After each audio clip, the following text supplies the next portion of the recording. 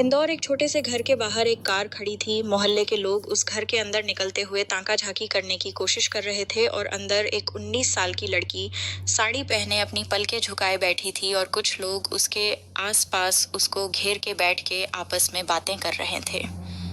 सामने एक बड़ी उम्र का लड़का बैठा था जो उस लड़की को ही बार बार चोर नजरों से देख रहा था, या फिर शायद उस लड़की के उसको देखने का वेट कर रहा था। लेकिन उस लड़की ने एक बार भी अपनी पलकें नहीं उठाई। कोई उससे कुछ बोलता तो वो बस हाँ हम में जवाब दे देती। तभी उस लड़की की माँ अदिति जी अपने सामने बैठी महिला से बोली, तो हम ये रिश्ता पक्का समझे? सामने बैठी उस महिला ने एक नज़र अपने पति और फिर उस लड़के की तरफ देखा तो दोनों ने पलकें झपका दी। फिर वो महिला सुधा जी अदिति जी से बोली, हमें मंजूर है, एक बार आप अपनी बेटी वैशाली से भी पूछ लीजिए। तभी एक कड़क आवाज गूंजी। वैशाली के पापा मनोज जी बोले, हमारे घर में लड़कियां फैसला नहीं लेती, जो बड़े फैसला लेते हैं वहीं घर का फैसला होता है। वैशाली की झुकी आंखों में नमी आ गई। तभी लड़के के पापा विपिन जी बोले, ये तो आपने अच्छे संस्कार दिए हैं बच्ची को, वरना तो आज कल की लड़कियां सीधा घर से भाग ही जाती हैं। मनोज जी फिर अपनी तेज आवाज में बोले, हमारे घर में अगर किसी लड़की ने ऐसा ख्याल भी लाया तो वो अच्छे से जानती है उनकी समाधि घर के बाहर होगी। अंदर डोर के पीछे छुप के खड़ी दो लड़कियां डर सी गईं। विपिन जी मुस्कुरा दिए और बोले, हम बहुत भाग्यशाली है जो आपके घर की बेटी हमारे घर बहू बन के आएगी।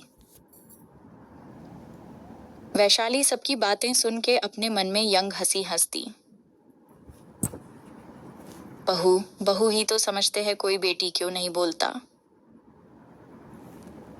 वैशाली अपने मन में सोच रही थी कि वैशाली की मम्मी ने वैशाली के हाथ में मिठाई की प्लेट जबरदस्ती पकड़ाते हुए कहा, क्या कहे मामा क्या मैं आप, चलो अब सबका मुंह मीठा करवाओ।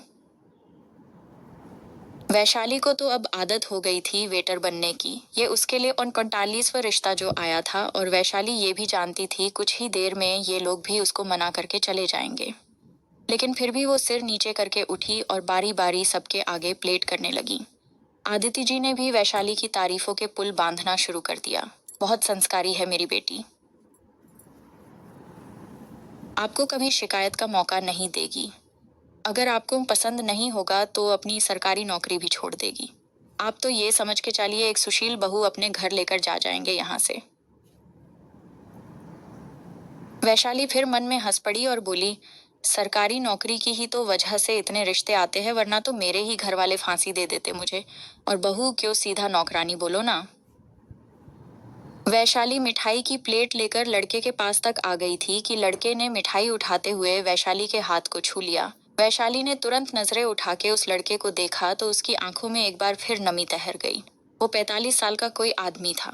उस आदमी ने वैशाली को देख के आंख मार दी और अपना विजिटिंग कार्ड वैशाली के हाथ में पकड़ा दिया और कॉल करने का इशारा किया। वैशाली ने अपनी नजरें झुका ली, फिर शांति से आके अपनी माँ के पीछे खड़ी हो गई।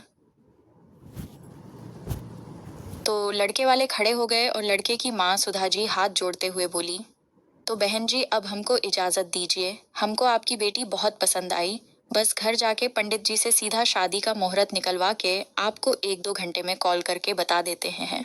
सभी के फेस पर मुस्कान आ गई और आदिति जी ने लड़के वालों को विदा कर दिया।